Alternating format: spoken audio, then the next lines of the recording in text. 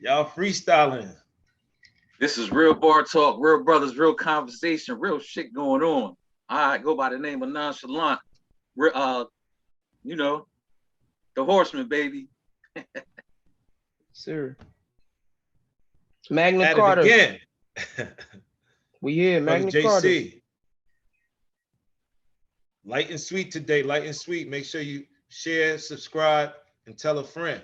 And like and comment. And definitely like and comment for the Now, algorithm.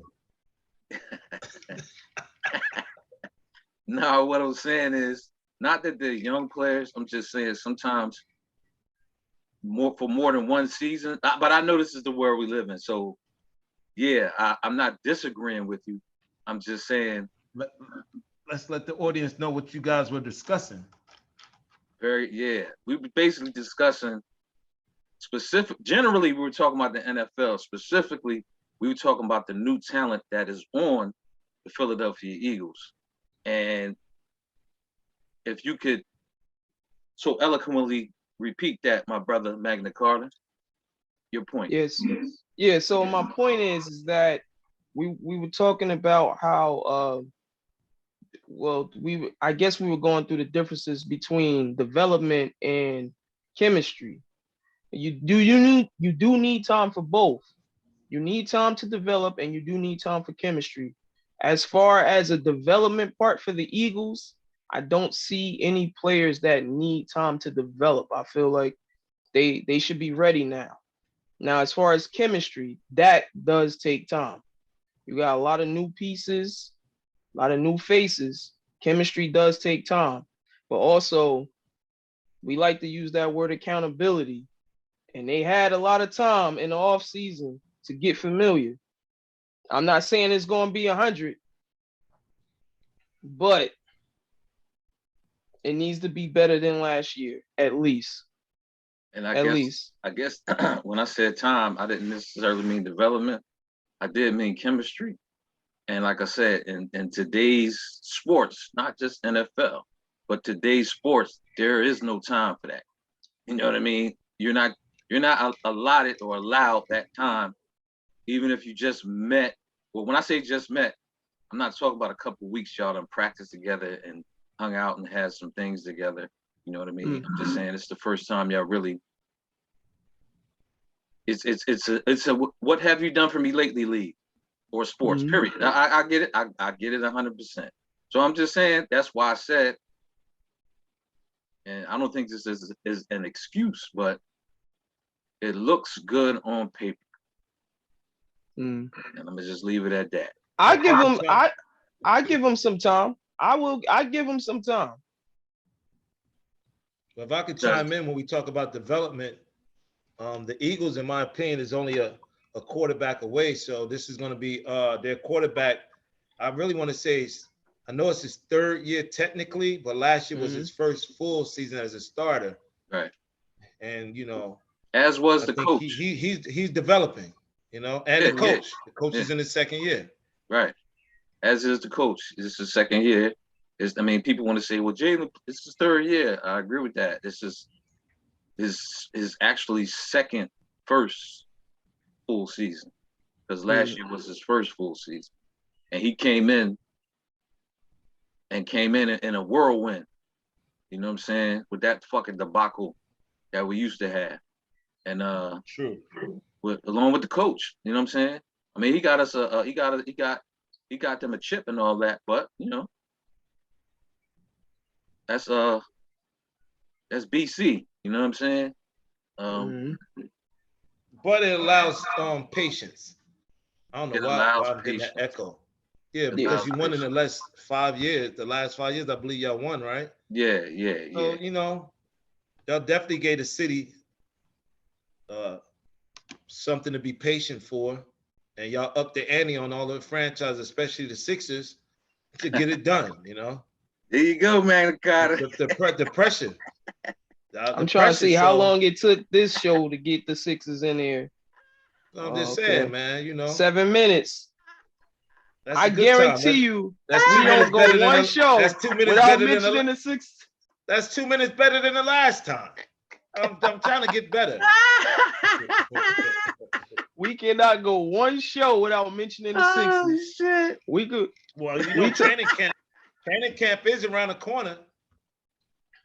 Oh my goodness gracious! Yeah, that was hilarious. But I'll digress, and we can talk about the NFL. Yeah. Okay. So enough about the Eagles. Y'all. No.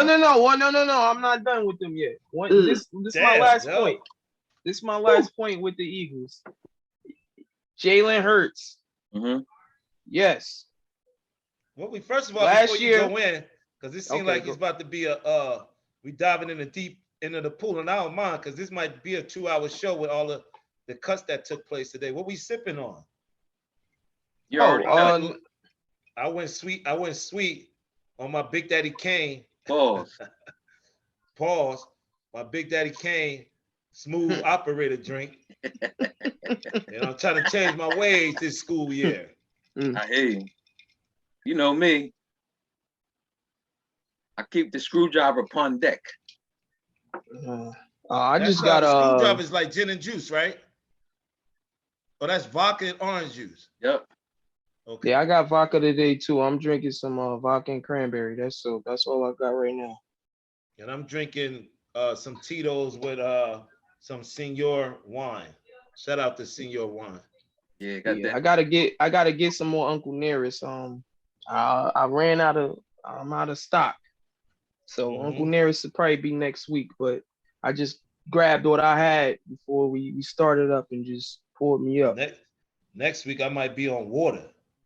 Ain't mad at that. Them kids come back tomorrow, next week. Ain't mad at that. Water's good. Yeah. Can never go wrong with water. Nope. It's a lot of cuts, man, and is the share screen mode on, and we could just go off the surprise cuts. So let's go with the surprise cuts from our individual teams. Well, I don't know of any surprise cuts, but I do know of some cuts, of the cuts. All right, Carter, any surprise cuts from the 49ers? Not really. I'm gonna say surprise keep with Jimmy Garoppolo. That surprised me. That's a good talking point. Let's hear it. What was the reason for Jimmy G to make it a bow face and decide that, hey, we can make this work one more year? You know how marriage is. We can make this work. Let's just change some things in the room. Let's go on a vacation. Let's do something to spark us through. Let me hear it. Okay, so the first thing is that Jimmy Garoppolo, I think he pretty much knew going into the season that this was his last anyway with the 49ers. We tried to trade him early, but the trading talk stopped when he went and got surgery on his shoulder. That'll do so couldn't trade him there. So then what happens is throughout the whole offseason, we're looking for suitors for him. But now, mind you, we still, I think we both respecting each other on both sides. 49ers respected Jimmy G. Jimmy G respecting the 49ers. Look, you could go find a suitor. You find one. If we can get the right trade, we get it done. We'll send you wherever you need to go. Respectable. Now, no trade becomes available. Now, I just knew that 24-point-something cap hit we were going to take if we didn't cut him today. And yesterday at the 11th hour, he restructured his contract, so we don't take that big cap hit. So what's his cap hit this year? It looked like it was $6 million.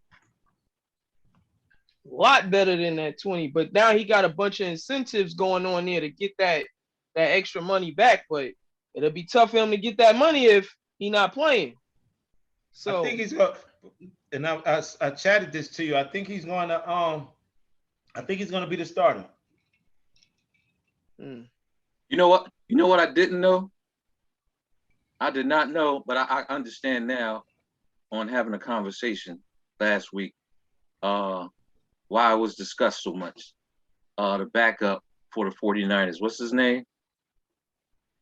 Trey Lance? I didn't know Trey Lance was black. Oh yeah. I didn't know that. You know what I'm saying? But I understand that after hearing the conversation last week and then seeing him, I was like, okay. I see why he was talked about like that. Now what school is Trey Lance from? No, well, don't. I mean, all respect due. I'm just saying, I think the conversation would have been different if he was not. That's all. Okay. That's all. I'm gonna just say it like that. And that's a good point.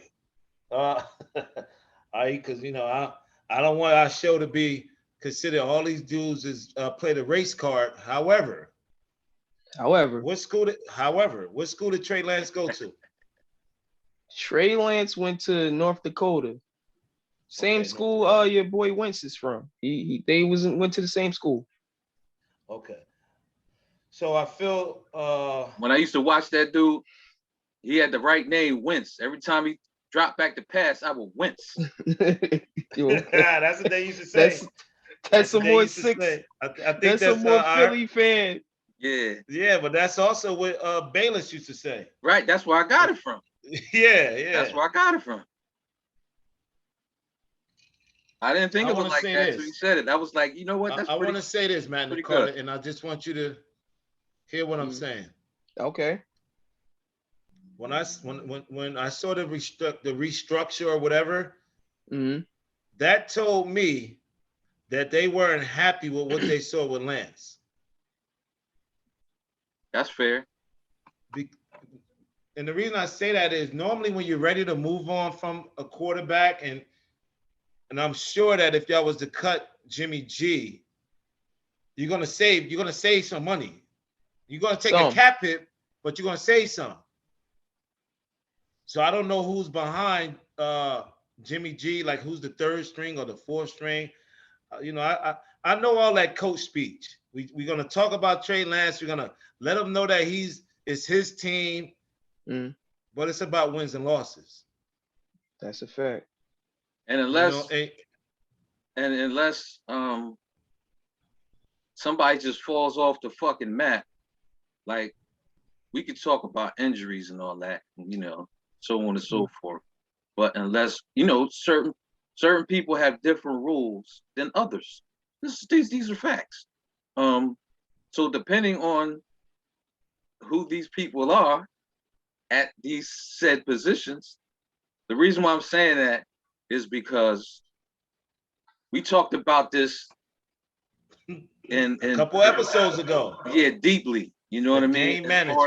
As far who's affordable to keep going, no matter if they fucking up. And I'm gonna go back to the Philadelphia Eagles for a minute. And when said quarterback Carson Wentz, he was not only was he fucking up, you began to see, I compare him and Ben Simmons to very similar. You know what I mean? To whereas they've been praised for so long and nobody has ever told them, yo, motherfucker, you suck. You know what I mean? And so when somebody actually says that, now why they talking about me like that? And so their play is affected by that. And so they're very similar in that aspect. But why I brought it up is unless Jimmy G is really was stinking it up, then they would go with the backup. Why did I make that comparison? Number one, I don't know how involved the 49ers general manager, or if that's what he's called. I don't know. But the dude with the Eagles, I can't remember. He's the general manager. And he's very hands-on when it comes to drafting players, so on and so forth. He was very hands-on, I can't remember his name, with drafting Jalen Hurts. He was very hands-on with that. So he was already is it Howie Rosen? Howie Rosen, there you go. I don't know if that's his title, general manager, but okay. But like I said, I don't know who's the 49ers general manager is. But the only way is two things. The only way that it would happen like that is if their general manager was heavily involved in getting the back, what's his name, Trey Lance? Mm-hmm. If Jimmy G was fucking up so bad that they'd be like, we have no other choice. And I think that's part. It's not the whole reason, but I think that's part of the reason that they haven't gone with Trey Lance. You know what I'm saying? I mean, correct me if I'm wrong, but I'm just saying if Trey Lance was that much, put it this way, if Jimmy G was fucking up that much, it wouldn't even be a big discussion. But like we said, we're not afforded, whether it be injuries, whether it be we just not playing, whatever the case may be, for the reason we're not on that field. We don't get afforded that luxury. You know what I'm saying? Mm-hmm. And maybe I'm wrong about this one because I haven't, the 49ers aren't my team or anything like that. So maybe Magna Carta, you can enlighten me on if I'm wrong, right, or if I'm somewhere in between. You might be somewhere in between, but the situation with Jimmy Garoppolo was never his performance, though. The situation with Jimmy Garoppolo was that he continued to get injured. So that was our problem with Jimmy Garoppolo, is that he got hurt too much. And I know a lot of people say, well, Jimmy Garoppolo's not the reason why the 49ers won. They say it was the running game. It was the defense. But the only reason I could push back on that is because if it was the running back and the defense and the only thing that changed was our quarterback, why were we not winning when Jimmy Garoppolo got injured? We lost. Right. And we had the same team. The only thing that changed was the quarterback. So it wasn't the fact that it was his performance. It was the fact that when he doesn't play, which was often, we would lose. So we traded up and we were going to get a quarterback. And that's what we got. We got a quarterback. And the fact that Jimmy Garoppolo is still on the team, I'm going to go with what Brother Joe said. Yes, I feel like the 49ers might be like, this is our backup plan right here, because maybe we give Trey Lance 2 games, and then Jimmy might have to swoop in, because if we 0-2, and these first 2 games, we should win. We should beat the Bears. The Bears, there's no way we should lose to the Bears when everybody has the Bears ranked as, on paper, we going on paper again, they have the worst roster, and they should be the worst team going into the season. So we should be able to beat them. If Trey Lance can't beat the Bears, then now I'm gonna be happy that we kept Jimmy. Let me add this. Okay, the Trey Lance versus Justin Fields, same draft. Okay, I could see that. That you could hype that up. You could sell that to the fans. But what has Jimmy G done not to be the starting quarterback? Best ability is availability. That's what he's done. Okay, but last year we're not done. Yeah, he's not been there. That's the reason why we don't want him. Let's say, can we agree that he was there last year? Yes, we can agree with that. Right. So they made the decision that maybe the year before, like, look, this guy's brittle, whatever it is, we need to have a contingency plan. Right. What I do know is you guys are a championship Super Bowl caliber contender with Jimmy G. Mm-hmm. And most people don't say, like, most people, and his contract is friendly because it's not like in the 40 million. Like, I can look at Jimmy G contract prior to him doing a restructure and say, Dak Prescott don't deserve 40 million because look what Jimmy G has done in the years that he's healthy. I don't care about style points. I care about wins. Absolutely. That's all I care about. Mm-hmm. But I think that's where the Cowboys kind of fucked themselves, because if they would have just gave him the money in the beginning, then they wouldn't have to pay all this money now, because the market changed. The market went up for quarterback. So it wasn't really based on your ability. It was based on the market for the quarterback. So now, I'm going to get that 40 mil because you can't pay me less than that. Because this is what the market is saying. And the Cowboys kind of played themselves on that. Right. And so what general managers do is they cover the mistakes of their picks. They probably put Jimmy G out there on the trade market. They didn't like what they was going to get back because people were anticipating that they're going to cut him anyway. So they say, yo, man, let's just work this out. The only way you're going to get value for Jimmy G, he has to play. Right. Because you got Trey Lance for still, you're controlling him for 3 more years. Right. But you got to get something as bad as what Savannah played. He got the Eagles a lot. Who's that? Indianapolis got something for him too. So you're not getting rid of Jimmy G for nothing. I mean, wasn't he supposed to be, according to whoever, Tom Brady's successor in New England? Yes. Yeah, he was. And he was rumored to be going to Tampa Bay too. All right. So once they see that, like as a general manager, when I see this, I'm like, wow, I'm going to really get rid of this dude. I'm going to cut this dude and he going to go somewhere else and we don't get nothing for him. And in my opinion, Jimmy G is a good game manager. Yeah, behind a team that has a strong running game. You put Jimmy G in San Francisco, good running game. Maybe in for the Ravens, but even though their quarterback is the runner, but they still are fundamentally sound. Shit, last year we had a good running game. I thought Jimmy G was gonna go to Pittsburgh. Because I thought Because to me, Ben Roethlisberger is bigger than the head coach at the time.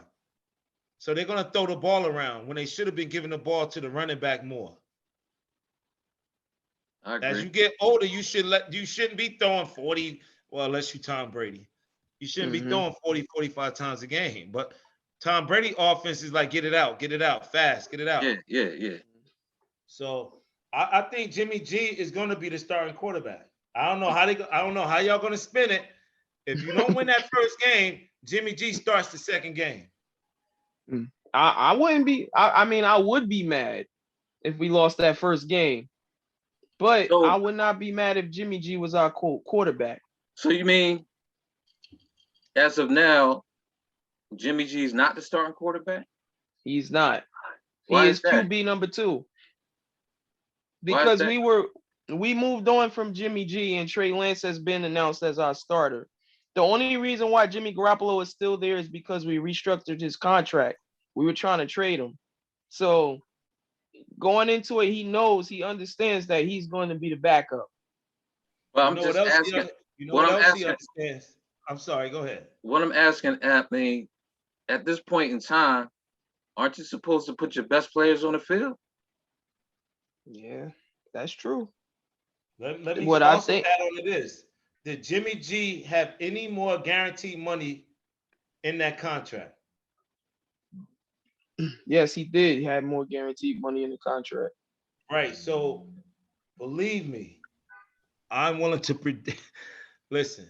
Believe you me. They went to Jimmy G and they said, listen, man, how can we make this work out? One thing we know, when you're healthy, we win. We just need you to be healthy. Yeah, and then he's just coming off that shoulder surgery. As a player, if you are guaranteed money and you know if you get cut, you're going to get more money, just cut me. So the organization goes to him and said, yo, man, we're going to get you back in there. We just need you to do this. Now, one thing about the Niners, remember when Kaepernick agreed to forego that money, remember that y'all kept him on the bench. And he said, okay, I'll forego that extra money. Just let me play.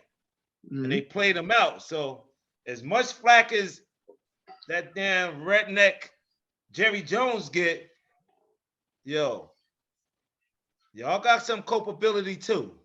Nah, man, we respected Kaepernick. We actually gave him the option to opt into that last year, his contract, and he opted out. Y'all had him on the bench, though. You had him by the balls. The gonads. Yeah. I mean, I guess he would. Come on now. I guess you had him over. You had him over a barrel. He's like, y'all want, you want to play? Do you want to play? If you want to play, you're going to do what we say. Bars. But listen. Get in that cell, nigger. One thing I will say is if Kaepernick opts in of his contract on that last year, yes, he would have had to play because we had nobody. Kaepernick would have had to be our starter. We played so bad at quarterback. But I respect the reason why he did opt out because they probably gave him, like you said, they probably gave him some ultimatum like, yeah, you come back, you opt in. This is what we're going to need for you to do. And he probably was like, hell no, I'm not doing none of that. Goodbye. Or he said, if you opt in, you will never start another game in a 49er uniform. So what he did was he stood on his word. I'm not doing this for me. I'm doing this for the people. That so too. Said, that's what I'm saying. Y'all not gonna make me say, y'all not gonna tell me what I can't do if I opt in. So this is what I want to do. And if y'all saying I can't do this if I opt in, so I'm out. Talking about when you said it, so when you say this is what I want to do, you're saying we're gonna let you start. You could take a knee, you could do all that stuff you want to do, but understand this is gonna be your last year in San Francisco. No, what I'm saying is they said we'll let you play, but you can't do that. But you can't. And he was probably like, to hell with y'all. I'm out. Yeah. That's what I'm saying. I'm leaning on that too. So if you opt in to that 5th year, but I'm saying they probably the player never has the latitude to opt in. That 5th year option is team based. It's not player. It's not like the NBA. No. See what. We gave Kaepernick another contract. That was his second contract he was on with us, not his rookie deal. This was his second contract for him to opt in for that last year. See, when we were winning playoff games, we re-up on Kaepernick. So that last year was his option. That was his option. All right, so was Kaepernick a first-round pick? I don't think so. No, he was not. We drafted him, I believe, in the 3rd round out of Nevada. Okay, so he got a 4-year deal. Normally the 4-year deal. If you're a first-round pick, you get a 5-year deal, but the 5th year is the team option. Right. So you're saying for the first contract. Right. So you're saying because he was a 3rd round pick, he had a contract, and then y'all extended him. We extended him, and y'all gave him control. Right. Okay. We extended him, gave him guaranteed money, everything. Yes. And then his last year was his opt-in or opt-out option. He opted out. Now, the reasons why he opted out is what we are speculating. And that's what I'm speculating. I think that they said, listen, we know you have the opportunity to opt in. But if you opt in, no more of that knee and shit, no more of this, none of that. That's what I'm thinking. And then he probably was like, well, no, that's not what I'm about. I'm going to do this. I'm going to keep doing what I'm doing. And I'm opt in. If y'all saying I can't do that, then I'm out. That's even more impressive, yo. Yeah, I'm on that believability as well. Yeah, that's more impressive to me. Knowing that he could have got the bread, and he's like, nah. Yeah, he could have. Yeah. The way we restructured his contract that last year was his option, not ours. It was his option to opt out. Let's put a bow on this. Yeah, let me ask. This is why we as a people can't give breaks. What do you mean? Explain that. When we give breaks, it goes back to us being the sun people. We are naturally giving. Yeah, we want to share with everyone. And that's why we get fucked over all the time, no matter what it is. Because our opposition know what's better than us. Yeah. They want to say it has something to do with intelligence. Has nothing to do with intelligence. It has something to do with the moral compass that you talk about nonchalant. Good, evil, right, wrong. Yeah, and it has something to do with a little bit of insanity. Why do I say that? Because what's the definition of insanity? Doing the same thing, expecting different results. Absolutely. And we do that all the time.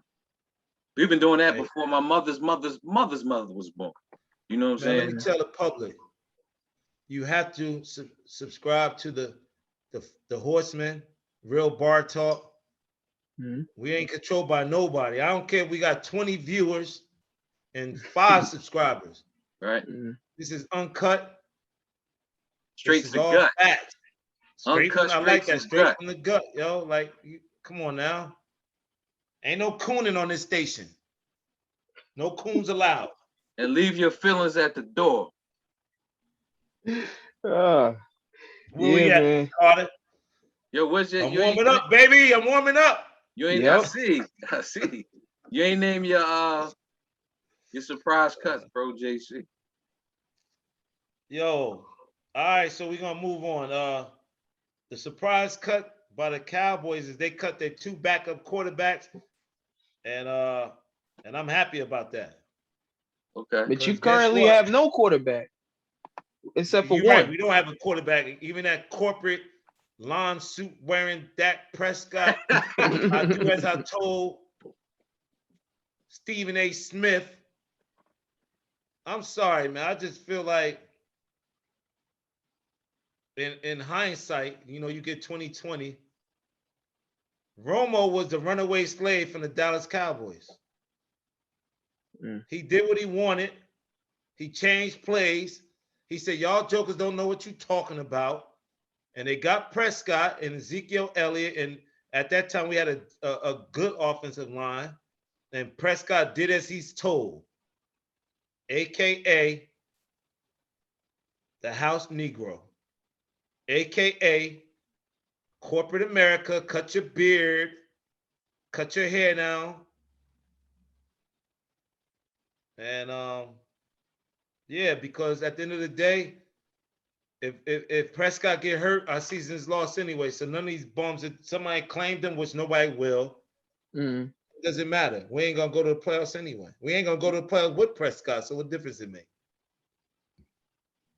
So my surprise cut is we cut 2 quarterbacks. We have that one dude y'all cut out. I was like, y'all, I don't even understand how he was there so long anyway. His number is 10. I can't think of his name. What, the pizza boy, Ben DiNucci? No, not DiNucci. He was trash too. The joker that be throwing sidearm. Yeah, what's his name? The sidearm dude is DiNucci. No, not him. No, not him. No, the other dude. Rush, the redhead. Yeah, Rush. Jason Garrett. Jason Garrett 2.0.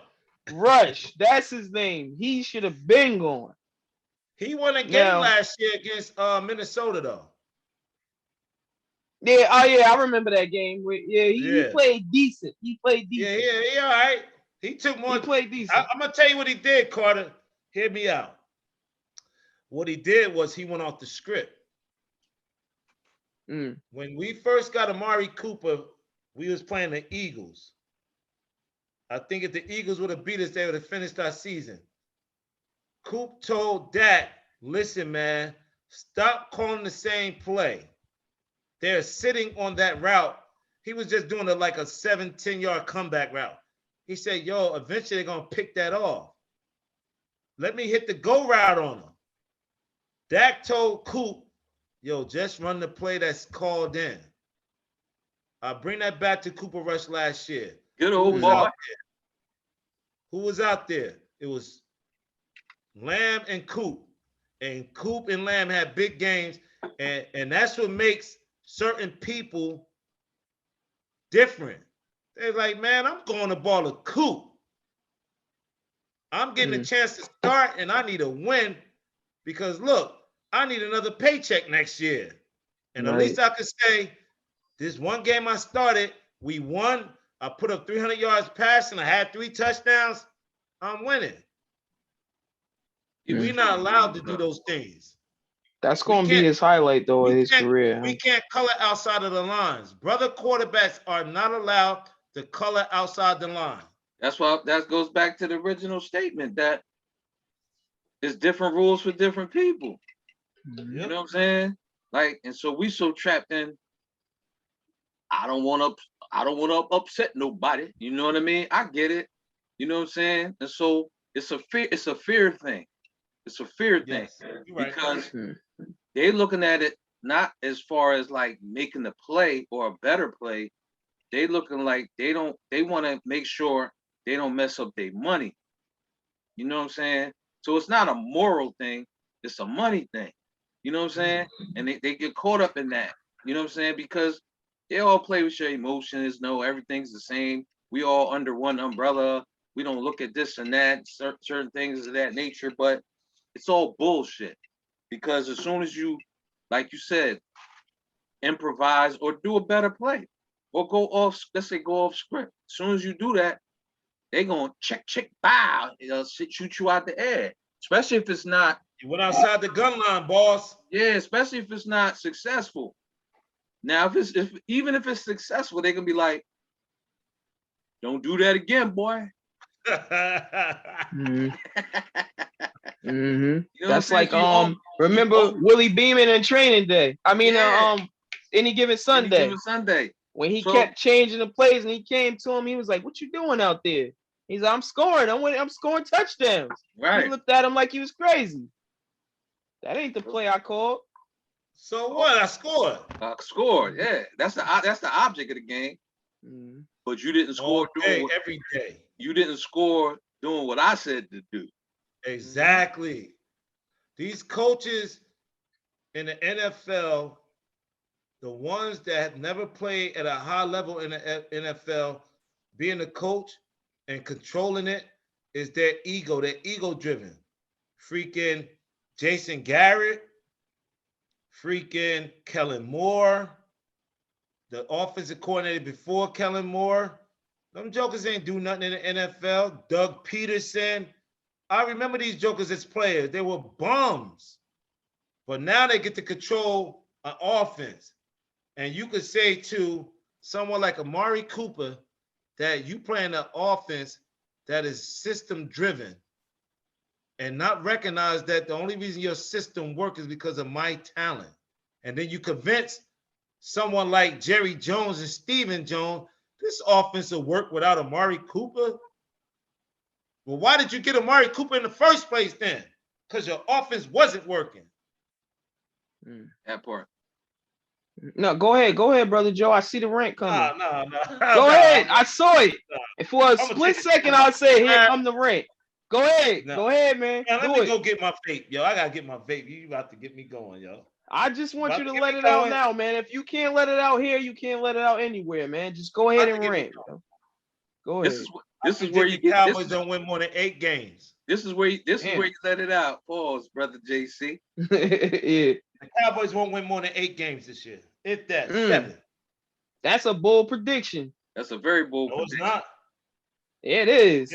Guess what? When Tyron Smith got hurt, I already knew the deal because I already knew he was getting hurt. But them damn Joneses, billionaires.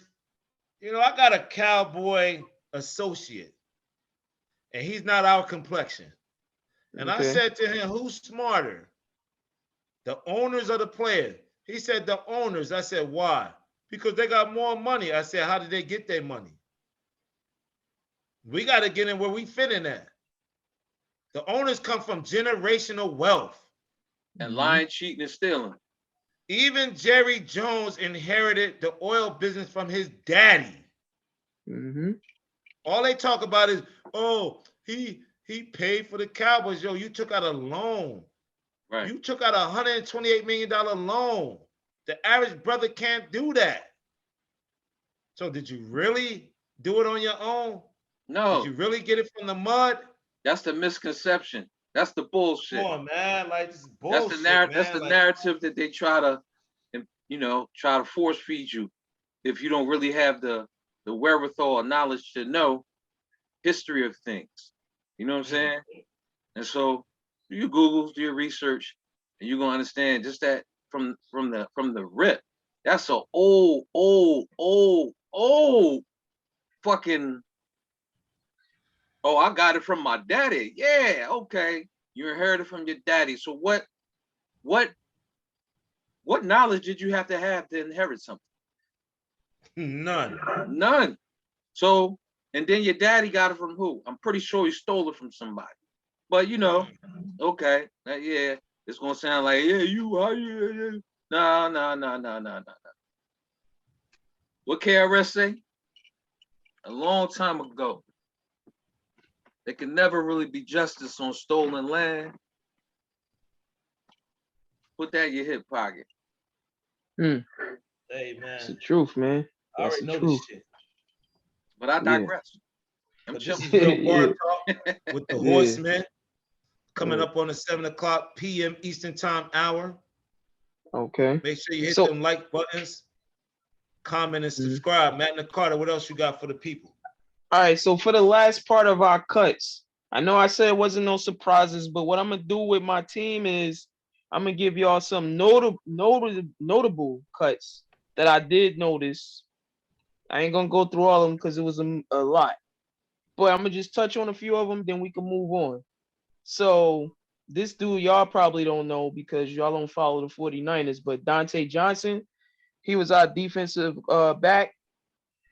Had all the measurables, but didn't have it in between the ears, man. He was a big disappointment. I'm surprised he stayed on our team that long. I usually cut him in Madden second week of the preseason. He should have been going. He was a big disappointment. I thought our secondary would be better with him. And we had our offensive tackle, Justin School. He wasn't a surprise to me, but he was one of our better offensive linemen. But unfortunately, he tore his ACL last year. And I'm pretty sure they were thinking he wasn't going to be the same. So they took him out. They cut him. I know y'all remember Willie Snead. We had him for a little. Yeah, Willie Snead. We cut him. I don't think he really got a chance, but it is what it is. Willie Snead going. And this is the one I wasn't surprised with. Our backup quarterback, Nate Sudfeld. We cut him, but I knew he was going to get cut once we restructured Jimmy Garoppolo's deal. So now it's Jimmy and Trey. So that's pretty much it right there. Yeah, I mean, like I said, the dudes we got, my bro JC was the cuts we made or whatever. And because like the only real corner we had is Slay, but for the most part, they got better at the linebackers and they got better. They drafted very well at the defensive lineman position. But you know, they haven't really addressed the secondary. But that's crazy. Bro JC was just telling me the trade that they made. They got a dude named Gardner from New Orleans. You ever heard of him? Oh yeah. Is he any good? He's serviceable. I think he's gonna be better because of your defensive line. So he's a guy that could work well like that. So because New Orleans also has a good defensive line, but I'm not putting him out there, on an island or nothing like that. Okay. So I mean, it's still an upgrade. Okay, that's all I want to hear. Because the thing is, like, gone are the days of your Deion Sanders. Oh yeah. You're not gonna have that no more. Whereas he basically could shut down a whole side. You know what I mean? And you don't have corners like that anymore. They might be able to stop some, but they wasn't like Deion was different. He was different. You know what I'm saying? And he could you're gonna put him on your best receiver no matter what side you're on, so on and so forth. But you don't really have like shut down. You got good corners, but you don't have like shut down corners like a Deion. I think the game fucked it up though for that though. Be honest with you. Absolutely. I agree with that. You can have shut down corners if they allow the corners to play. Right. Yeah, I agree with that. So those days are gone. But I mean, I see some talent in the corner. A lot of good talent is in the corner position, and the cornerbacks is getting bigger now too. Yeah, you gotta get bigger. Them cornerbacks ain't 5'6" no more. Them corners is like they coming out there 6 feet, 6'2". That's because the receivers is big as shit. The receivers been big. Right. But the corners, they finally catching up. Yeah, the corners is finally catching up. Now, unfortunately, they catching up where you can't really do nothing to the wide receivers no more. Can't. That's the other handicap. Yep. Like that's why I would really hate to be a cornerback in this league right now because you can't touch nobody. You know what I'm saying? But they're at liberty to fuck you up. You know what I'm saying? And so I'd be like, yo, make me a receiver. I don't even really want to be a cornerback though. Because you can't put your hands on them.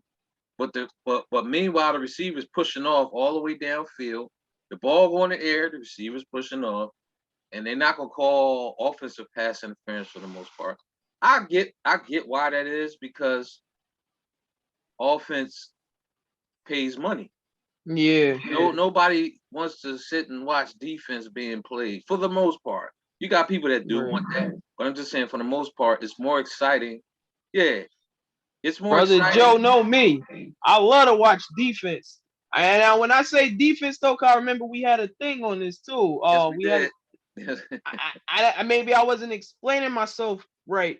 I like to see defense play right, not where it's just a bunch of bad plays by the offense. I like to see your man and my man matched up, and my defense is just playing better than yours. Not that you're making a mistake, it's just that my defense are making plays. I like seeing that. And go ahead. I'd rather see my team win, making that defense a stop, which we should have did in the Super Bowl, but I'm not going to go back to that. I'm going to digress. Go ahead, Nonchalant, because I almost opened up an old wound. No, I'm just saying I think that's something that's been done across the board in all sports. What do I mean by that?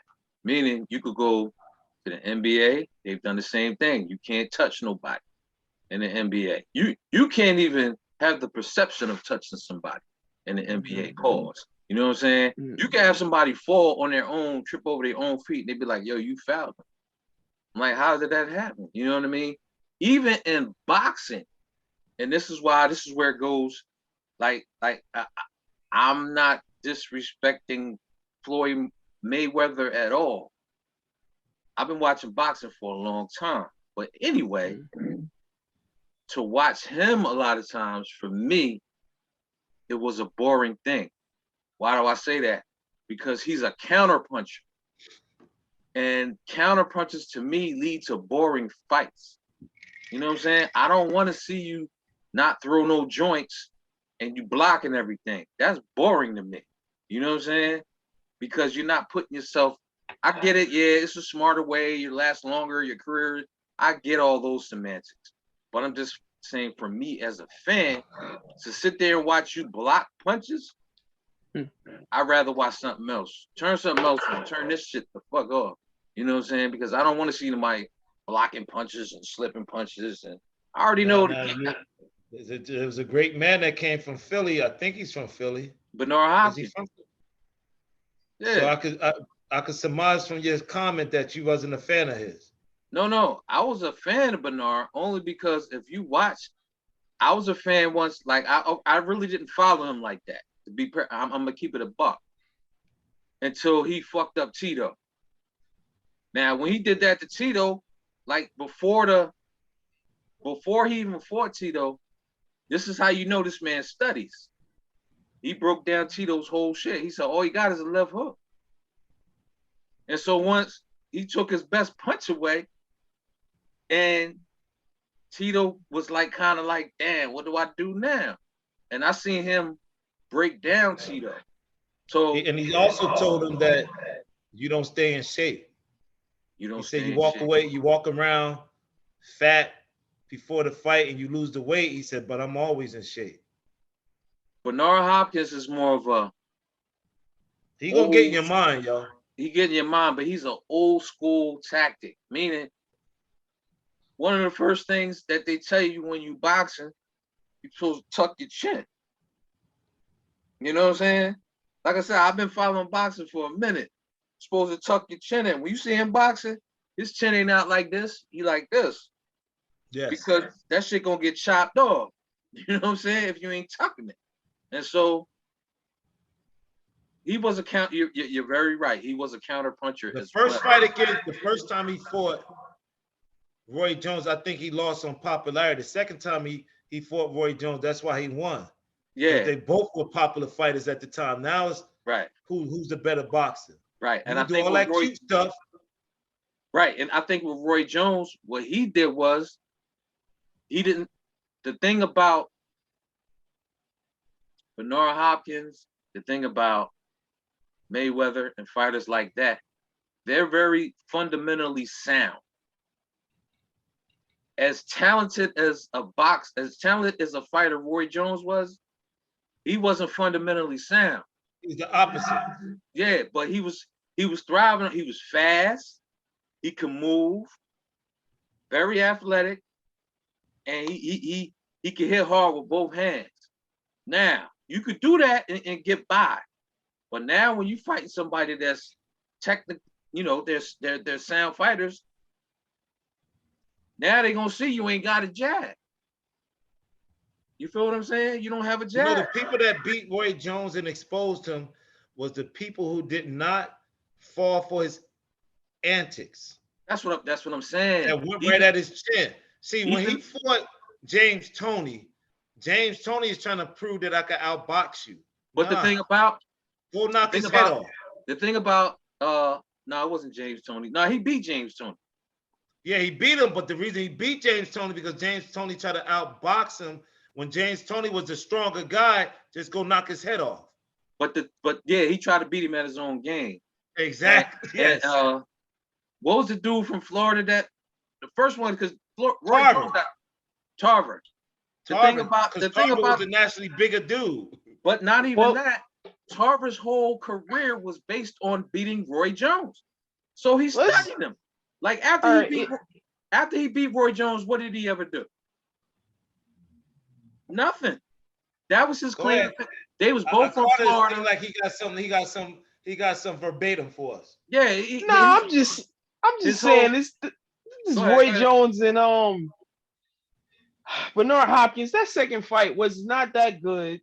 It wasn't. To be first of all, it wasn't.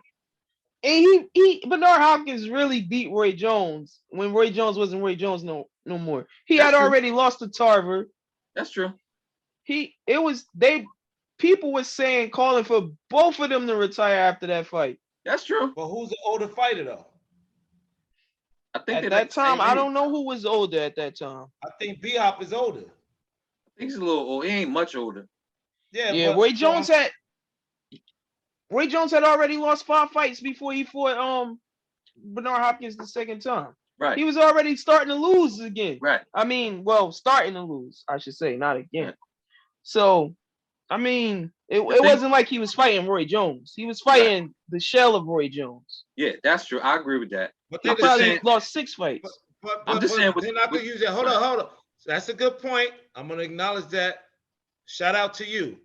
It's the same thing when we talk about Mike Tyson and Evander Holyfield. If Mike Tyson has a lapse in his career, clearly Evander Holyfield, I can't say he's the better boxer, but he has more will. He has more heart. He has the shit that he could dig deep. Like, he's like David. He fought all the big dudes. Like, you're not just going there and scaring this dude. And I thought Mike Tyson his biggest thing was fear. Yeah. Intimidation. He had to fight. His opposition lost the fight before they started fighting. So I'm not saying Mike would have beat him pre-Buster Douglas because we know all that bullshit. We know that. Right. But they're the same era. Like, we can't say if you're the same era. No, it's the same era. Right. It's like it would be like saying, oh, when Ali fought Frazier the first time, Ali took 3 years off, so Frazier beat him the first time. It's the same era. Like, that's your fault you wasn't fighting, and I was fighting. That's your fight. That's your fault if you went in there with Tarver and you got exposed. He also got exposed against Glenn Johnson. So I'm not like, don't take nothing away from B-Hop. Right. Yeah, okay. Respect. I agree. I got you. Because they both beat up Tito Trinidad. Yeah, I agree. They both beat him up. And at the time, Trinidad was trying to make a name for itself, trying to move up in weight. But then Bernard beat B-Hop first. I mean, then Bernard beat Tito first. Yes, he did. And that's when Tito was in his prime. Yes.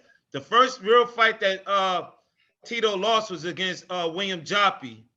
And then he lost to B-Hop. And then let me be honest. I don't know the order. I know Joppy, the dude from Baltimore, exposed him. And then he wanted to go because he moved up in weight.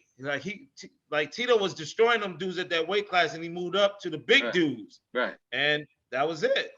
Your power don't always carry to the next weight class. But that's similar to what happened with Roy Jones. Meaning he went to was it cruiserweight, light heavyweight, all of these things, and he kept thinking just because, like you said, your hand power not gonna carry you to the next level. Like your hands is hard with what was he a welterweight, right?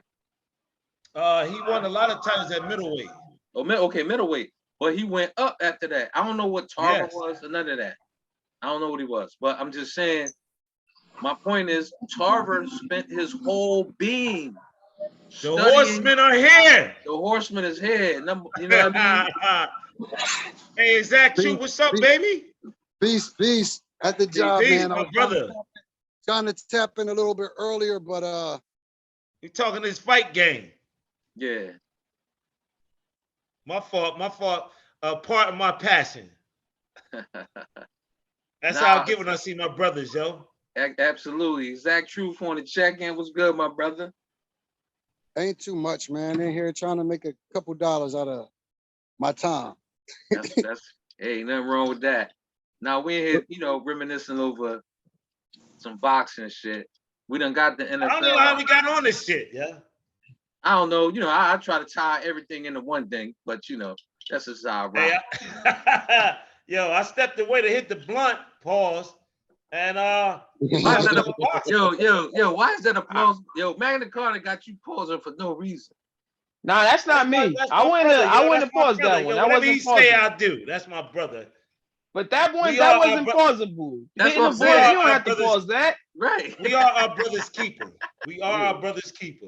Absolutely. There you go. I like that comeback. I'm gonna tap back in. I got a terrible connection. Hey man, we here, brother. Well, but I'll explain to you how we got on boxing was we were talking about how the game has changed. All sports have changed in defense, the way you're able to defend because of offense wins. Offense.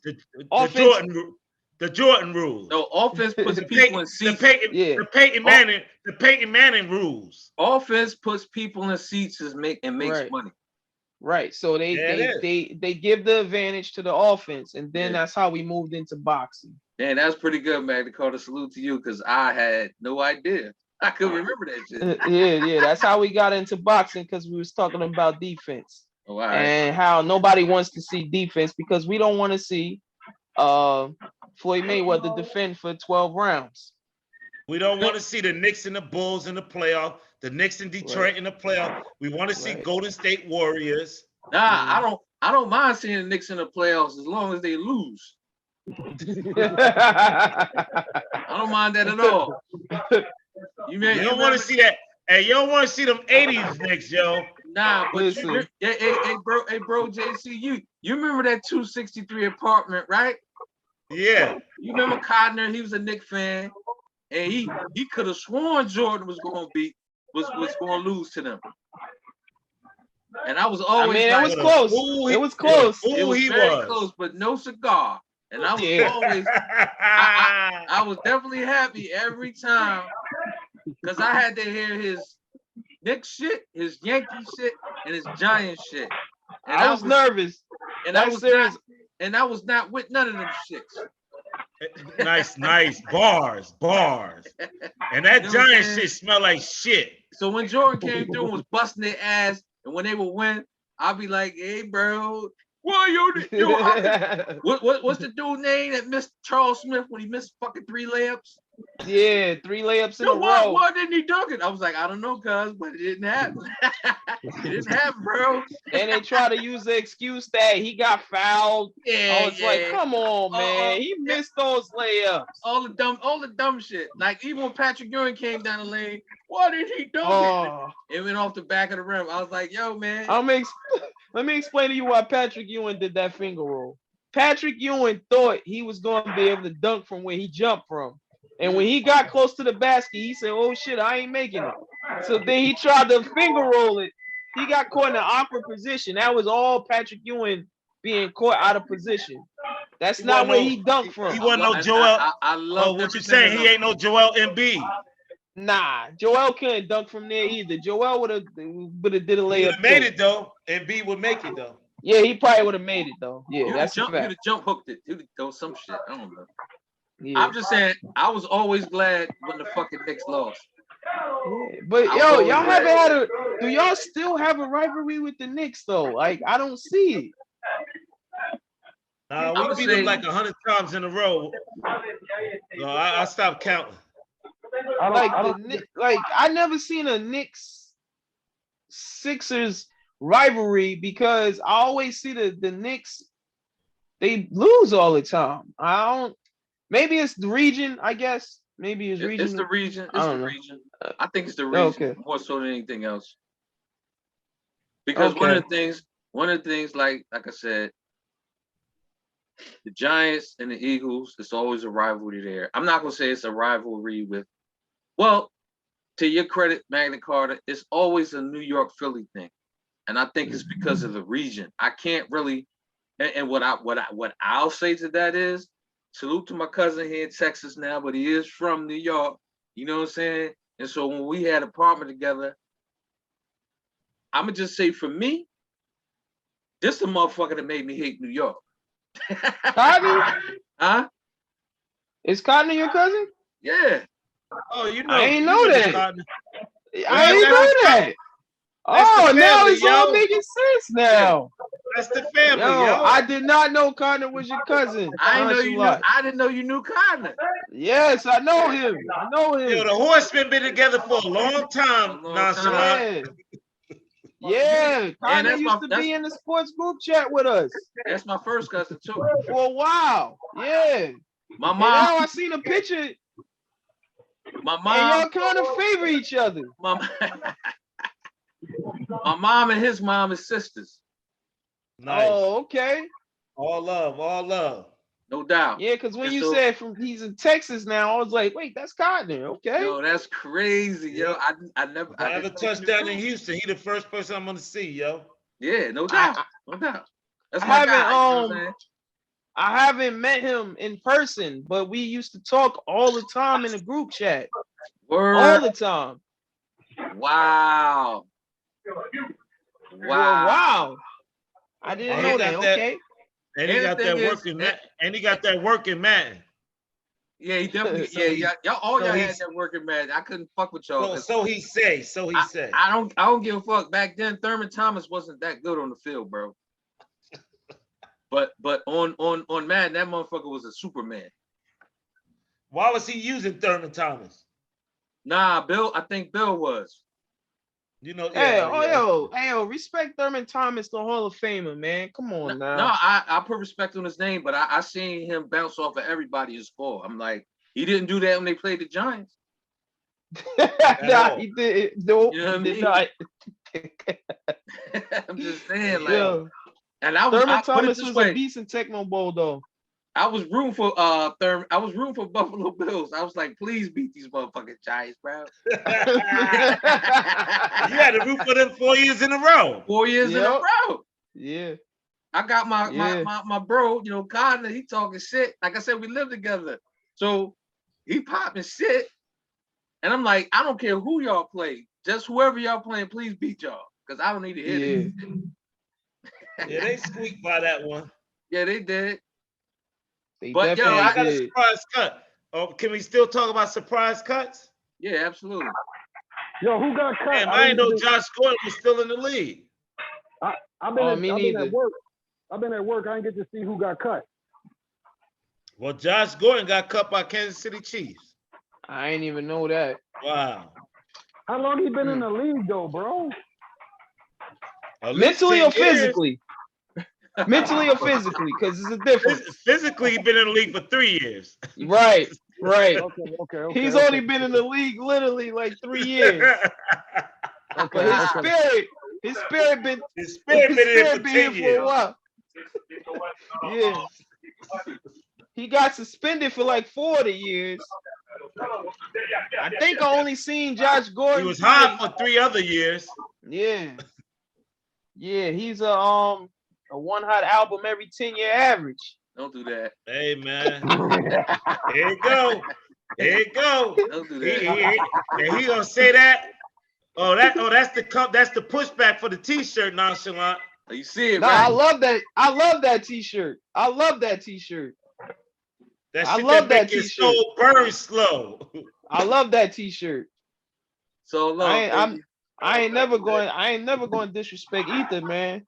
It's all love, baby. So let's say this. Yo, how about check it out. I mean, I was there, you know what I'm saying, but I wasn't like into like the fantasy football. Oh, we gotta get to it. Yeah, get to that. That shit was crazy. Brother JC, man. What I do? I'm just saying, bro. I don't really like your team, man. I'm just gonna be honest with you. Okay. I think you could have did better. Okay. But like you said before, you were basing yours, and I don't know if it's a good thing or a bad thing, because you are a very good general manager. I will not take that away from you. Absolutely. But, Thank you, my brother. I agree. Appreciate you for that, my brother. The one word that scared me was when you said my team will prevail if. That part scared me. When you said if. The whole season is if. Nonchalant, hit me on the share screen. Give me some share screen shit. That was scary. No. Let me clear the record. I sent that to my brother today. Yeah. So this whole shit is on if. There's 3 components of fantasy football. There's your draft, there's your transactions during the season, and there's health. Those are the 3 components. If you don't have a healthy roster, it's hard. I want to share my screen, but I gotta wait for Nonchalant to come back through. It is. Thank you, my brother. But also, one thing I want to talk to you about too is, I saw your draft grade, and I feel like when I saw the draft grade, they said your one of your picks, your best picks was Marlon Mack. Didn't he get cut? Do you think that was my best pick? No, I'm looking at your report card. Yeah, that was my last pick. It says best pick. That's what your report card is saying. So what would you give this report card? You can't go by what he was the last. It was a 16-round draft, and he was my 16th pick. Okay. So but, the draft, they gave him a B. That's what his draft grade was. My draft grade for him is a C-. I accept that commentary, and your first of all, let me get to you, Nonchalant. It's not working, and now let me get back to you, Matt McCarter. Okay. I respect your opinion. However, as soon as I can share my screen, I will let the fans all right, my bad. Our podcast to decide. Here you go. Okay, no, that's respect. Put me through the gauntlet. You got the only reason why minutes to put me through the gauntlet. Try it. The only reason why I said that is because of the Thank ifs. you, my good brother. Like you, my good brother. Now we here. Okay. Now, hold on. We good. Now I want to do something. Now hold up. All right, go ahead. That's my bad. So why you doing that? It's never bad. It's all good. Now let me work on this. I move some shit around, move the furniture. While you working on that, I'm just gonna say, like, what I'm saying is that is the ifs, and everything is off ifs. You're right, but if I'm talking about just as a team is constructed, not worrying about the ifs, the team, the ones, his team was Well, pretty good. Let me defend my people though. Now you can't just go to the ones. You gotta let me defend my draft, and then you can go wherever you want. Defend your draft. Go ahead. Where are we at? What you see my draft? You see the draft, right? Okay, I see Jonathan Taylor. That's a good pick. Strong pick. Now, what I want to do is I want the people to see us and that. So I got to figure this out. Hold up. Give me a second. People, give me a second. People, give me a second. What I'm saying, what's been said has already been said. Say it again. People, give me a second. What I'm saying, what's been said has already been said. Let's get it. Now, I think that people could see us and see the draft board. Okay. Now, go ahead with your commentary, Mr. Carter. Okay. So, Jonathan Taylor, of course. That's a no-brainer right there. We spoke on it, right? Huh? You and I spoke on that. Yeah. That's a no-brainer. And I said I wanted that. That's what I wanted, correct? Right. Now, you didn't draft Jonathan Taylor, did you? I couldn't draft him. I had the number 1 pick. Exactly. So how did you get him on your team? He's not on my team. I'm right here, returning Scarface. Oh, okay. We going through all the team. Oh, I thought I was your team. Okay.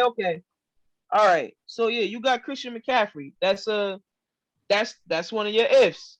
Christian McCaffrey, I don't think he's been healthy a full season ever. So that's an if. Okay, you're right. So let's compare my team to who you think is the best team. You said the ones. Yes, let's do that. I like that. The ones drafted Saquon Barkley. What's the difference? Yo, he's a bust, He's a bust. Who has been the better pro, Saquon Barkley or Christian McCaffrey? McCaffrey. Okay, easy. So That's easy. This is a little pushback. Go ahead, Nonchalant. Talk for me. No, I was just saying that's easy. That's easy. Let's continue though. Now, I'm just saying, now I'm gonna justify why I took McCaffrey because I know there's value in taking him. Mm-hmm. So I took the player not because I wanted him, but because I know there's value by taking him. And by the way, fellas, this Ether shirt is a birthday present from my firstborn. Salute to him. Oh, yeah, salute to the firstborn. The firstborn got some style, man. He got some knowledge. He get it from his dad. And he wasn't influenced by his pappy. Yeah. That part. Ether is definitely top 3 battle rap songs. Hold on. Nonchalant. Is your firstborn a Sixer fan? He is. Yes. If he was born in Philly, an Eagle fan. If he was born in Philly, yeah. It's a little complicated, but I'm gonna say he may not be. It's a little complicated. I'm not gonna give the backstory, but I'm gonna say yes to both. Well, so the bottom line is you raised a fine young man. That part, absolutely. Yeah. Salute, Dad. I didn't hear what you said. What was we saluting the oldest over? I didn't hear what was up. No, what I said was my firstborn. I don't know if you can see the shirt, but he gave this to me. He know what his daddy like. He know what his daddy like. You know what I'm saying? And so shout out to Exact Truth reporting from the aquarium. He's inside he is inside one of those fish tanks as we speak. Yeah, we live this shit, yo. Look, we gonna be there. We gonna be here. The Horsemen is here every Tuesday. We here every Tuesday. That's dedication. Exact Truth. Exact Truth, regardless. He don't care if he's in the fish tank. He going to report. Yo, I thank you, Magna Carta, because I was waiting on a comedic relief. Exact Truth. I was waiting on a comedic got relief. The snorkel gear on. I was like, come on, man, you gotta give me something, Magna Carta. You gotta give me something. That's the most important part. He here. Hey, yo. Now let's get back to this, yo. We digress. Now, let's digress because let me see what you also didn't do was wait. I like how you went to him picking Saquon Barkley and skipping over the fact that he picked Austin Eckler first. Yes. Yeah, so I would take Eckler over Christian McCaffrey because I know Eckler is going to be in there balling. See, Eckler, I like Manny Carter getting his bag. Eckler is a similar running back, and he's been protected. Now, let's make it clear. Austin Eckler had the benefit of playing with Melvin Gordon for most of his career. Last year, he played with 2 bums, and he still didn't play all 17 games. Austin Eckler, Christian McCaffrey from the Caucasus Mountain. No one is going on I'm not going on a fucking hill, but I know one thing. If they're both healthy, Christian McCaffrey is better. But you keep saying if, though. That's the only problem I got with that. But Austin Eckler has a history of being injured. He gets chipped up, maybe not major injuries because he was never the number 1 bell cow. Okay. Let's go through his other picks then. Well, let's go through them. So now, let's get it. I'll do this. Number 2 pick, I took the kid. Now we got to understand this. Magna Carta, you was there. I was there. I was drafted someone from my cousin. What is his name? Javonte Williams is his name? Javonte Williams from Denver, yes. I think, now mind you, the way this work is, if I had pick 2, now I'll get the next to last pick in the next round. The Troop asked me to draft someone for him. He asked me to draft Javonte Williams. If you see on the screen, I can't blow it up because I want to see us. I want everyone to see us. I see it. Yo, my cousin knew I wanted Nick Chubb. So he said, listen, cuzzo, you could get Nick Chubb. Give me 2 people. I said, you can have 2 people. I would never take Javonte Williams because he plays with Melvin Gordon. Right. I don't know nothing about Javonte Williams, but I know about that fucking Nick Chubb. They got the best running game in football. All I want to say is now another. Let Nonchalant jump in it because he. Go ahead, Nonchalant. Go ahead. Nah, this has nothing to do with y'all talking about, but this was my birthday week. I spent a couple days in. I'm sorry, bro. Yeah, no, cut that shit. Let's go, Nonchalant. Let's give my brother who thought he was younger than me, but now he's older than me, miraculously. I always regard him as my big bro, but now it's official. It's my big bro. I met this guy, EWR, on the ramp. He was there before me. That's my brother right there. Salute to Nonchalant. Right back and we've been friends ever since then. I was 19 years old when I met this guy, yo. You same 19 age. Years old. Same age. Come on, let's get it, yo. I only got you by like let's go. I got you by 2 months, bro. But salute from the fishbowl. He said salute from the fishbowl. The fishbowl said what? Salute. Yeah, man. Nonchalant. Yo, we definitely we can't breeze past your boy, man. I forgot about that. You did say my apologies, man. Yo. Well, mine too.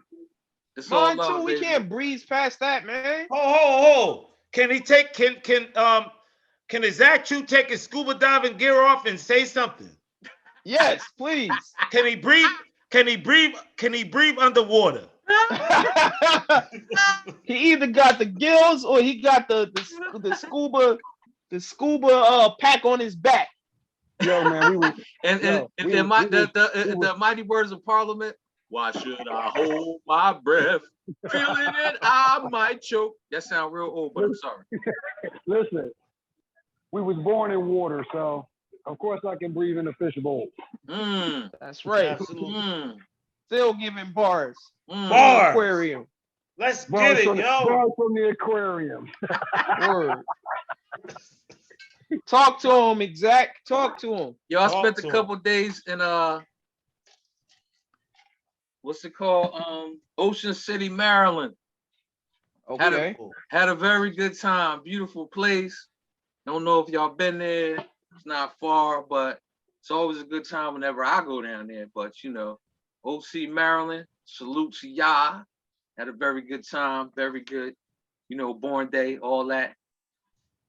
Salute to them. Hey, man, my apologies.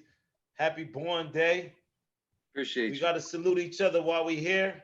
Absolutely. And that's what we're going to do always. Oh, Yeah, exact. Let me hear something exact. Let me hear something that you got some stories about Nonchalant or something. Was he in that D-boy group with y'all? With the B-boy group? Talk to me. yeah. He been around. What's wrong with this guy, yo? He been around forever. He been around forever, man. Longevity. I'm gonna tap back in a second. I gotta do an order, so give me just 1 second. All right. We here, yo. I'm trying to work it out. I see you. All right. Anything in the chat group? The chat group, y'all got something to say? All right, we get back to y'all. Now, Magna Carta. Yeah, we going Can we back go to into round this draft. 3? Can we go to round 3? Now, no, I was about to get on you with this Nick Chubb pick because you liked it so much. Now, I love Nick Chubb. I love him. is Nick Chubb going through the dispute with the contract? Is that Nick Chubb? No, that's Kareem Hunt. Kareem Hunt. Okay. So now with you picking Nick Chubb, and I think they got a good thing going on in Cleveland, but do you think Nick Chubb can carry that load by himself, man? I think On what team is that? Tandem. That's Cleveland. Hell no. I think that tandem work good together. I think that tandem work good together. And I love the pushback. I love the pushback. My brothers can always push back at me. The Cleveland Browns third string running back was someone named Ernest Johnson. He started a few games, but one of the games that he started, he had at least 130 rushing yards. So Nick Chubb is the benefactor of that offensive play calling. Used to be Kevin Stefanski, who went to Minnesota, but now I'm sure their team is based on running the rock. Their offensive line is great. Nick Chubb is great. Kareem Hunt came in. He's great. No matter who runs behind that offensive line, it's going to be great. So my point that I'm making is if they trade Kareem Hunt, and he hasn't been traded yet, but if they were to trade him, it ain't no difference. Nick Chubb is the bell cow. I mean, he's a beast. So I'm giving up somebody from the Denver Broncos with a veteran quarterback. This is very important. I drafted Javonte Williams from Denver, and I'm trading Javonte Williams for Nick Chubb from Cleveland, who is established, who's I don't want to say sharing, because I think just Nick Chubb is just a dominant running back. Now, the problem with the trade, because it's a trade, is that the ones who's the commissioner of the league is saying, I'm giving up too much because I'm throwing Deontay Johnson in. But my philosophy is, give me my players. I would have never had drafted Javonte Williams. Nick Chubb is a dominant player. When he plays, he's dominant. He's dominant, yo. So that's that. I mean, I watched Nick Chubb run the ball all over. I forgot the team, but it was like a game that they could have won a playoff game, and they kept letting Baker Mayfield throw it, and Baker Mayfield might have had 5 interceptions that game. But every time Nick Chubb took the carry, he was 6 yards, 10 yards, like every time. So this league is based on what? Same thing that happened. Seattle could have won a Super Bowl if they gave the ball to who? Marshawn Lynch, the beast. Thank you. So I know what this league is about. They don't care what complexion your color is. They want the running backs to be phased out, and they want the quarterback to excel. And some of these offensive coordinators know that if I ever want to get a job, gotta follow this shit. Now the shit is deep. I have to show them that I'm gonna put the quarterback first. You have to follow a script. Yes. Stick to the script, like Bean said. Stick to the script. And that's what Amari Cooper didn't do. Exactly. And that's why because Amari Cooper was the best player on the offense. Nonchalant. If you don't agree, no problem. Magna Carta, if you don't agree, Amari Cooper was the best player on the Cowboys offense. I'm not talking about the O-line. You can say Zach Martin. I don't agree. Amari Cooper was the best player on that offense. And when he didn't take that COVID test, that was another example of getting that cell, nigger. Yeah, but you know when you go to the Raiders, you go to the Raiders to do what? Your career does what? Die. There you go. So as long as he's comfortable with that, then salute to him. No, he actually in Cleveland. Oh, he's in Cleveland now. Oh, my bad. That's the other place you go to die. You're born to the Raiders and you die in Cleveland. That's crazy. What else you got for me, Nas? What else you got for me, Magna Carta? Like, can we go to third round? Because I know you're gonna love this. I told you that. And wasn't that ODB style? You gonna love this? Yeah, I told him that. I said you gonna love this. Your third round pick, Deebo Samuels. I mean, you can't go wrong with that. Can't go wrong with picking Deebo Let's go Samuels. to the ones because I want to compare my team to the ones. Who do you like, Deebo Samuel or Keenan Allen? They both get hurt, but who's more productive? I mean, Keenan Ivory Wayans. Yeah, they both are productive because Deebo gets the ball in many different ways, but Keenan Allen gets the ball. He gets it. It ain't I can't say who. If you saying how creative they are with getting the ball to Deebo, yeah. But Keenan Allen as a wide receiver, he gets a lot of catches. He gets a lot of yards. All right, well, let's go. Let's combine targets. Deebo.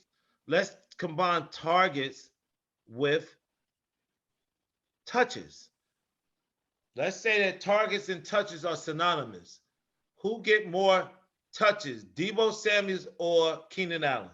Deebo. I'm gonna say it's equal. I think it's equal. Wow. Okay. Keenan Allen gets a lot of targets, bro. A lot. All right. Look at his yards. Look at his catches. Look at his touchdowns. The only reason I'm saying this because I've been playing fantasy for years, and Keenan Allen don't get as many touches as Deebo Samuels. And the reason I say that is if we're going by when they're both healthy, if you go to the San Francisco 49ers, last game they played, and go to the last game that San Diego played and tell me who got more touches. What I'm saying. Oh, it was Deebo. It was definitely Deebo. All right, thank you. But let's move on. No, I ain't say that. So let's no. I'm just saying let's move on. You already made my point. Now, if you want to say it's can we say that's a wash? Yeah, that's what I'm saying. That's a wash. I wasn't saying. So now we're saying my team with Nick Chubb, because I didn't draft Javonte Williams. I drafted Javonte Williams to trade for Nick Chubb. So now we're comparing Nick Chubb to Saquon Barkley. Who would you rather have? Nick Chubb, anybody other than Saquon Barkley. Yeah, anybody other than Saquon. So now in the first round, I took Christian McCaffrey, and I'm comparing him to what the ones took Austin Eckler. Who would you rather have? I would rather have Austin Eckler. Okay. Because I don't know if Christian McCaffrey going to play more than 3 games. If they're both healthy, who would you rather have? But I'm not going off ifs, but if they are both healthy, then yeah, I would rather have Christian McCaffrey. All this shit is about health. All right, let's go to round 4. Definitely where it starts. Terry McLaurin, and I take David Montgomery. I'll say that's a receiver, running back. Whatever. I'm gonna take the ones pick. All I know is the ones pick didn't catch a pass against the Cowboys last year. They don't gotta pay the Cowboys 17 games though, so that's okay. That's a good point. So in fantasy football, the person who get more touches is more valuable. Who get more touches, a running back or a wide receiver? Running back. It depends on the offense, honestly. That's true. Because if you're talking about somebody in Tampa Bay, the wide receiver gonna get the ball more. That's true. Yeah, but the running back, but Leonard Fournette still gonna get 15 to 20 touches though. And what's his name? Mike Evans, he's gonna still get about 15 targets. Yeah, but he's not gonna get 15 receptions. That's true. You see where I'm going with this, right? I see where you're going. A running back is more valuable than a wide receiver because a running back can get a handoff and he can get a screen pass. If you're not Deebo Samuels, You don't get carries. True story. Right. So you All right, going to so say you rather have David Montgomery in the worst team in the league compared to Terry? Yeah, because David Montgomery is the best player on their offense. Okay. All All right, right. let's go to the next one. Look, I want to Yeah, go to the through next this, 'cause round. I'm just trying to enlighten my brother, yo. This is what I do. All right, Tom Brady versus who I Everybody. take? It don't matter. I'm taking Brady. Deontay Johnson. I'm taking Brady. Right. I'm Okay. taking Brady. All right. So now here go the shuffle now. Here go the shuffle. When you look at this stuff, you look at my wide receiver 1 versus his wide receiver 1. My wide receiver 2 versus his wide receiver 2. Deontay Johnson probably led the league in targets last year. So now if you compare him to the one's number 2 wide receiver, who's better? Well, you know what? We just gonna look up the stats then, if that's what we doing. Yeah, because Debo, my first one. Now, this is my wide receiver 2, Deontay Johnson. His wide receiver 2 is who? McLaurin. I take Terry. Deontay Johnson all day. All day. That's not even a comparison, yo. Trust me. Okay.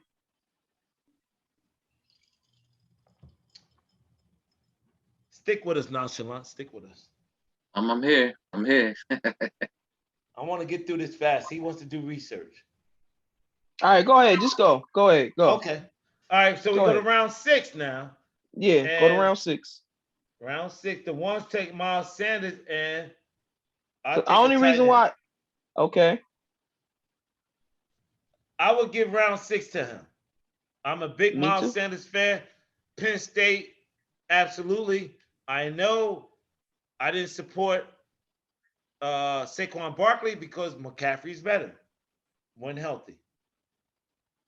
I'll give him round 6. Round 7. I'm going Rashard Bateman, Amari Cooper. I will give him round 7. I'll take Amari Cooper over Bateman.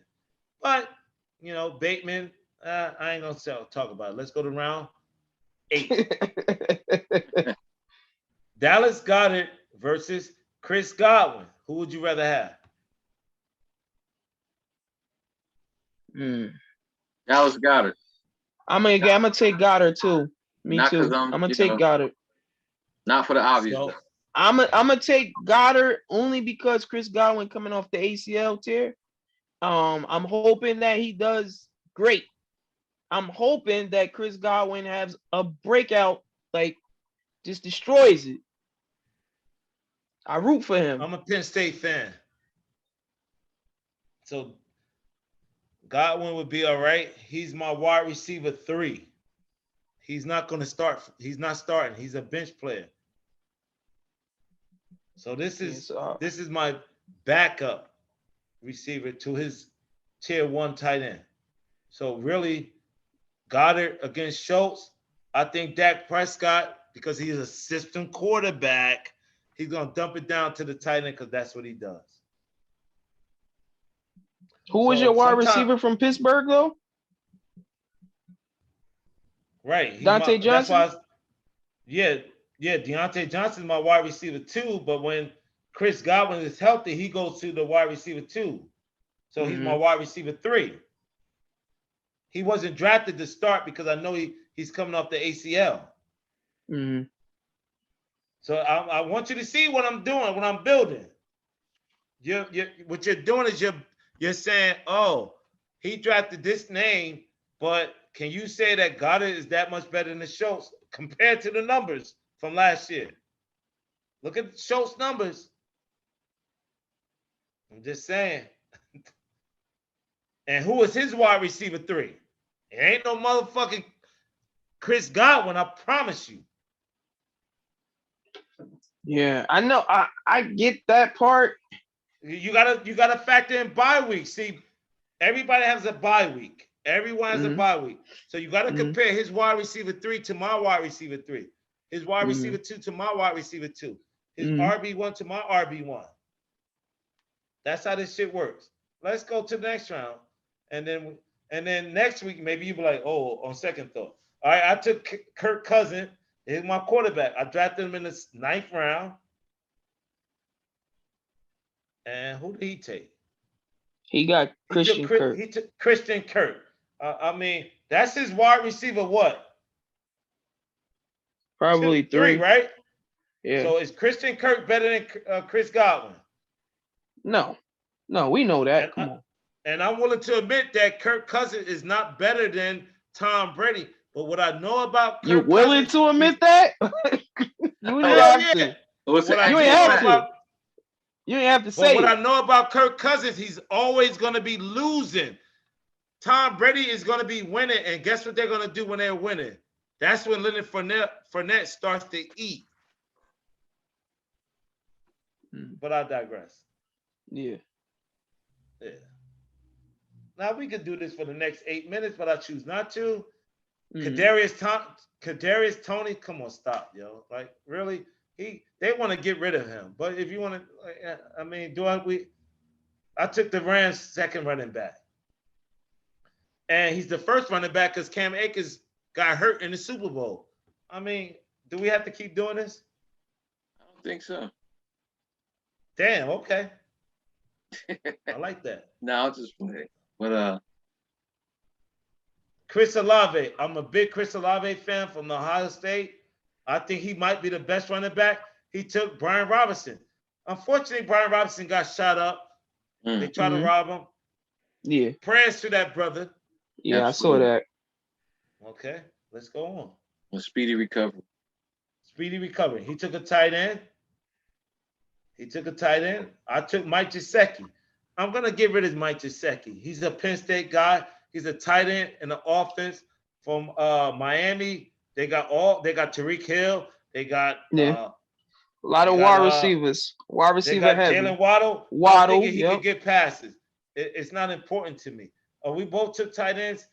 My cousin told me that this guy from Pittsburgh, he's like good. Okay, so you can have that. I don't think the people around the Pittsburgh tight end is as good as the people around Mike Gesicki. You got the cheetah, and you got Jalen Waddle. Yeah. Okay. I think we done here. You wanna quit? I think we're done here. I got Raheem Mostert in round 13. And again, another injury guy. That's all I'm saying. Yeah, but is Jameis Winston gonna play for him?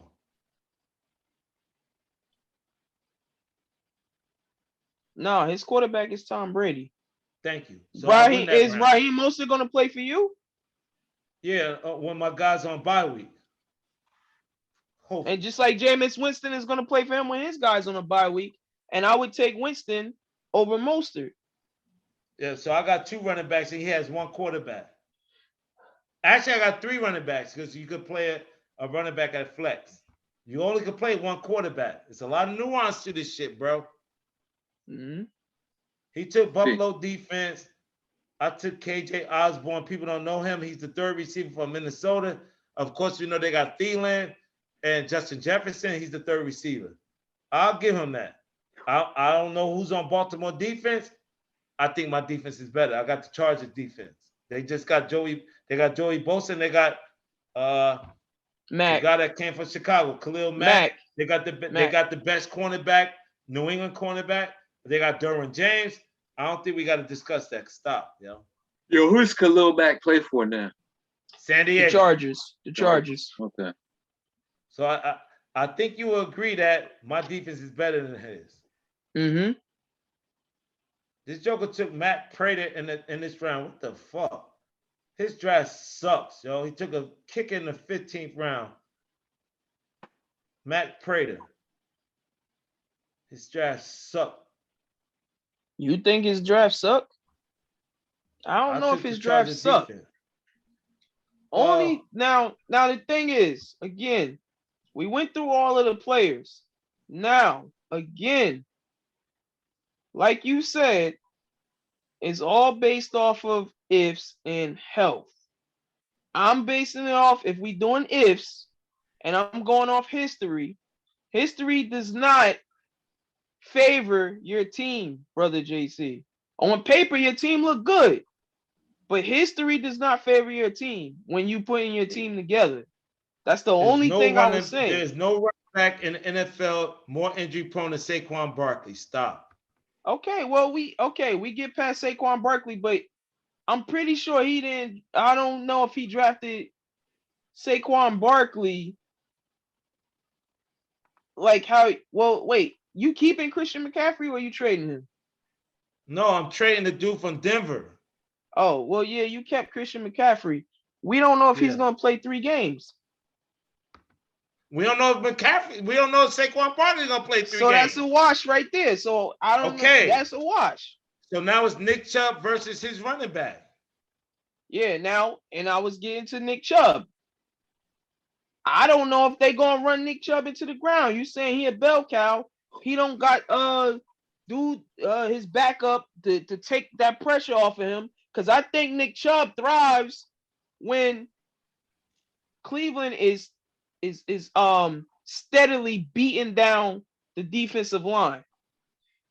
If Nick Chubb is in there and he's taking the first 12, 13, 14, 15 carries instead of breaking it up and letting that other guy come in there and run the ball, then Nick Chubb break off one because he's so tough. I don't know if Nick Chubb's going to do the same thing. That's what I'm saying. But who you think is the better talent? That's all I'm asking you. I'm not asking you to say like the scheme. Who's the better running back? Nick Chubb or whoever he drafted as his second runner? That's all I'm asking. Okay, Nick Chubb. Say no more. Okay. Don't matter the scheme. Okay. We agreed that Barkley and McCaffrey are washed. They both injury prone. So now I'm saying to you, if I was to acquire Nick Chubb, his second running back is Austin Eckler. You're telling me you're going to take Austin Eckler over Nick Chubb? No. I would take Austin Eckler over Christian McCaffrey. That was the first thing we said. Because I don't know. I mean, now we know that the way this shit plays, he couldn't take. Like we know Saquon Barkley, when healthy, is better than Austin Eckler when healthy. Okay. Right. So his first pick actually was the Giants running back, Saquon Barkley. But the way he did it was, in this type of draft, I gotta take Austin Eckler. Bruh. We've been frying chicken for years, but now the Asians start frying it, and now we want to go to the corner store. Stop, yo. Fuck that. Let's keep it 100. Let's keep it 100. This is what we was bred to be. And that's what was his name? Jimmy the Greek said. When they bred a football player, they say they look at their thighs and they make offices for them. Little scat backs. What was the dude from the Jets that came from Hofstra? The little wide receiver joker. Wayne Corbett. Wayne Corbett made the slot receiver popular because they built the offense. And that's when Keyshawn was like, so you're going to give him more touches than me? I'm motherfucking first round pick from USC. But you created an offense for a little light-skinned person from Hofstra. That's what we're dealing with. Yeah, it is. All right, so we'll see week 1 whose draft is better. We'll see week 1 whose team is better. We'll see, because we play week 1. Oh, you play them week 1? Oh, yeah. Me and him always play week 1. Oh, I love that setup. Absolutely. This is real bar talk. Let's go. Can we get that apparel? Got you on the check-in. You got that apparel, Magna Carta? Yeah, I do.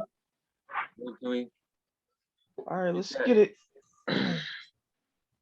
So I know brother JC, he's not too fond of this guy, but I'm going David Robinson. Salute. The Admiral. Salute. He don't like David Robinson. I look forward to the sneakers. Who's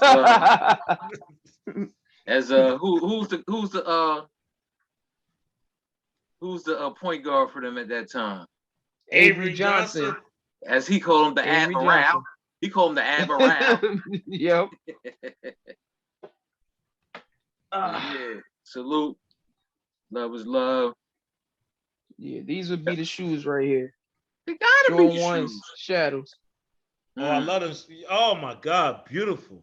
Beautiful. Hey, yo, on behalf of the Horsemen and Real Bar Talk, I want to salute my brother Nonchalant. A happy 53rd. Yes, sir. Appreciate you for being the conduit of the first annual fantasy draft. And my brother Matt Carter for his commentary. We're going to clean it up next year. We're coming back at you, or we might come back again because I got more drafts to do. It's Real Bar Talk. Brother JC signing off. Is that you? What you doing? Is that you? What's going on? In a fishbowl. I got another hour of this being in the fishbowl, so I'm gonna say I was unseen but heard. I mean, another enjoyable pod. I wish you brothers a great week. Brother Nonchalant will be tapping in. Salute to you, my brother. Thank you. And Thank you. Appreciate you. Many more. And a lot of commentary, Magna Carta. Absolutely. Hey, yo, Zach Chu sound like Don Cornelius. I'd like to wish you peace. Love. Peace, my brother. I love y'all. Real Bar Talk. We out. Real Bar Talk. We out. Peace and love.